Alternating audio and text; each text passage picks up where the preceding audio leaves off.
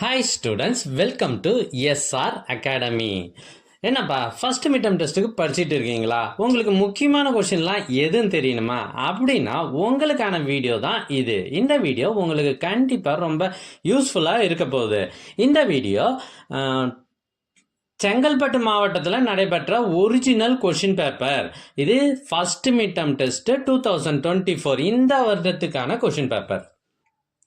எங்ககிட்ட பல்வேறு மாவட்டங்களில் ஏற்கனவே நடைபெற்ற original question papers first midterm test original question paper 40க்கும் மேலே இருக்குது. இதெல்லாம் உங்களுக்கு வேண்டுமா?